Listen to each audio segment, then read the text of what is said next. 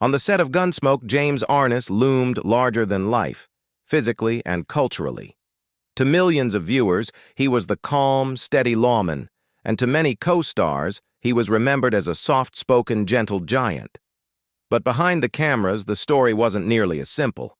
Tensions simmered, egos clashed, and one relationship in particular turned so bitter that it left lasting scars on the set. So who was the one person James Arness truly couldn't stand? And why did it matter more than fans ever realized? Stay with us as we pull back the curtain on the quiet feud that changed everything behind America's most legendary Western. Gunsmoke, the Western that refused to fade.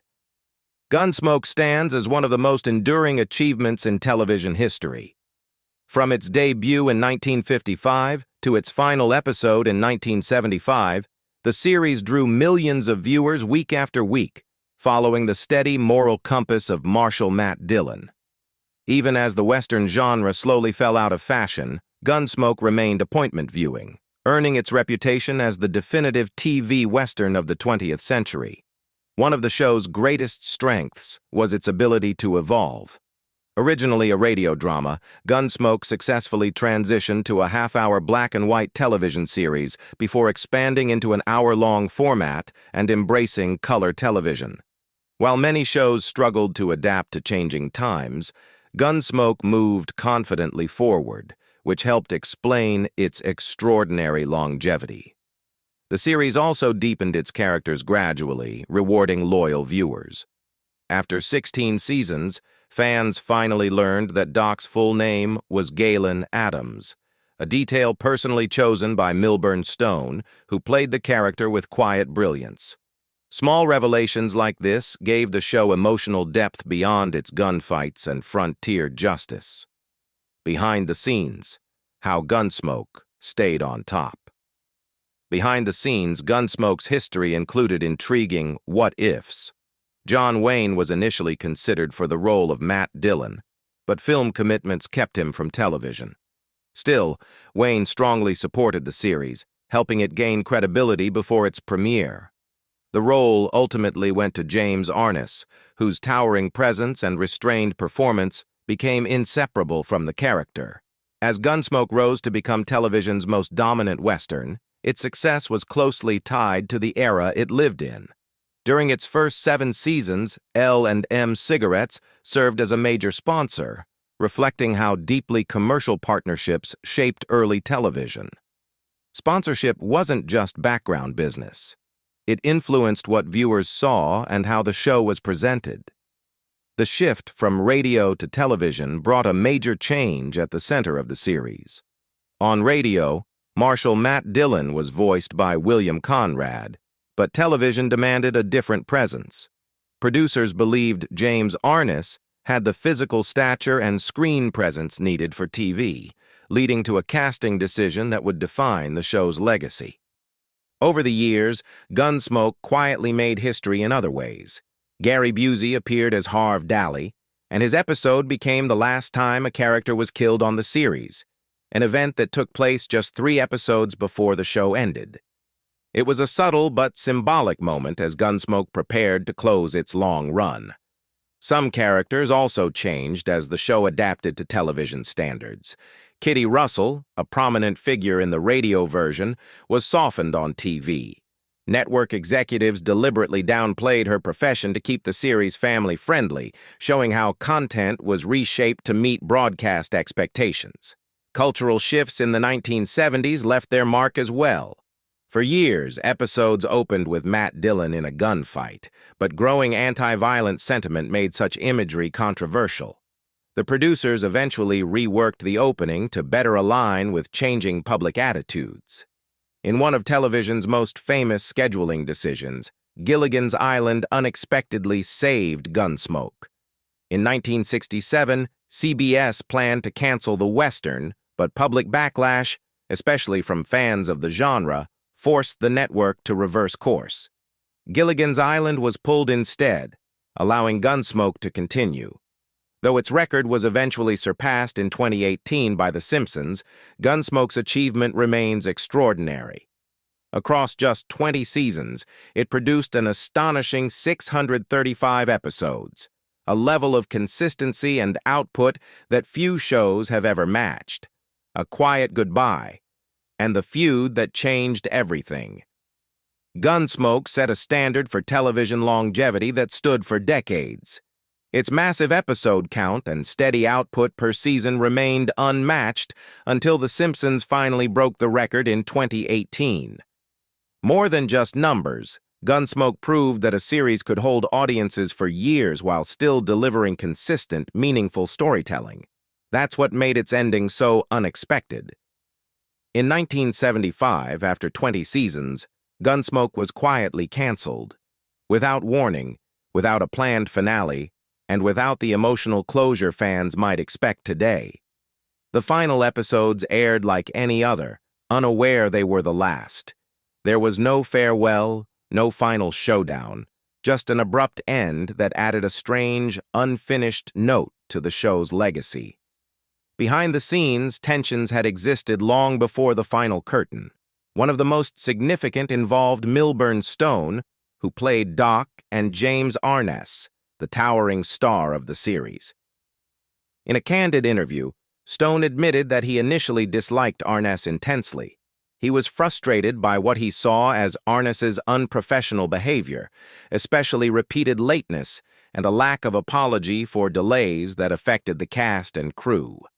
After years of bottled-up resentment, Stone finally confronted Arness directly. The exchange was blunt and heated, with Stone making it clear he would no longer tolerate disruptions. The moment could have ended their working relationship, but instead, it changed it. Rather than reacting defensively, Arness surprised Stone by calmly agreeing with him. That response disarmed the tension entirely.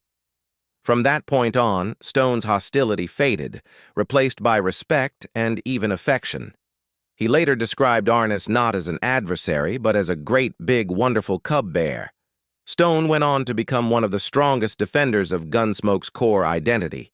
He believed deeply in the show's characters and resisted any changes that drifted too far from its emotional center. His commitment helped preserve the soul of Gunsmoke, even when it caused friction behind the scenes. The dedication behind Gunsmoke's legends. A turning point in Gunsmoke came quietly, through a simple fan letter. It deeply affected Milburn Stone, pushing him to refine his portrayal of Doc Adams with greater warmth and humanity. That choice not only strengthened his bond with viewers, but also showed how seriously he took both his craft and the audience. Stone's insistence on professionalism, on set and in storytelling, helped give Gunsmoke the authenticity that made it an American classic. On paper, Stone and James Arness seemed mismatched. Stone was disciplined and intense. Arness was relaxed and understated. Yet instead of clashing fatally, their differences balanced the show. Stone's gravitas grounded the series, while Arness's dry humor softened it. Together they created a rhythm that carried Gunsmoke through 2 decades. Their commitment was extraordinary. Arness appeared in nearly every episode of the series, while Stone missed only 6. His absence caused by a heart attack that nearly ended his career. His return resonated with audiences and underscored the physical and emotional toll the show demanded. Arness, meanwhile, battled severe arthritis in later years. To accommodate his health, producers condensed all his scenes into a single filming day per episode, giving him time to recover while allowing the show to continue uninterrupted. The wider Gunsmoke family shared that same dedication. Glenn Strange, who appeared on the series in the 1960s, brought decades of Hollywood experience with him. Long before Gunsmoke, he had famously taken over the role of Frankenstein from Boris Karloff in several films. Strange's death in 1973 marked another quiet loss for the show, but his presence added depth during a crucial era. Miss Kitty, Missed Chances, and the surprising turns of Gunsmoke. When Gunsmoke introduced audiences to Miss Kitty Russell, few could imagine anyone other than Amanda Blake in the role. Yet she wasn't the producer's first choice. That honor initially went to Polly Bond, a seasoned Western performer with deep roots in show business. Surprisingly, Bond turned the role down, a decision that quietly reshaped television history. That unexpected opening allowed Amanda Blake to step in, and she made Miss Kitty her own. Blake brought warmth, strength, and quiet complexity to the character, turning Kitty into one of television's most beloved women and a cornerstone of the show's success. Over time, her performance became inseparable from Gunsmoke itself. The end of the series, however, was far less graceful. After 20 seasons, the cast learned of Gunsmoke's cancellation not from producers, but through industry trade papers. James Arness, who played Matt Dillon, later admitted the news came as a shock, especially given the show's historic importance and loyal audience. Casting Matt Dillon had also been far from straightforward. Actors like Raymond Burr and Denver Pyle were considered, but it was Arness's commanding presence that ultimately won the role and defined the character for generations. Gunsmoke's second life and the details fans never forgot. At its peak, Gunsmoke was unstoppable. From 1957 to 1961, it reigned as television's #1 show for 4 straight years. In 1961, producers took a bold risk by expanding the series from a half-hour to a full hour. Ratings dipped at first, but the move ultimately allowed deeper storytelling and helped Gunsmoke endure long after many of its rivals faded away. When Gunsmoke expanded to an hour-long format, many expected the change to signal the beginning of the end. Instead, the opposite happened. By the late 1960s and early 1970s, the series found new momentum, drawing viewers back in and proving it still had stories worth telling. Far from fading, Gunsmoke reclaimed its place as a cherished Western drama.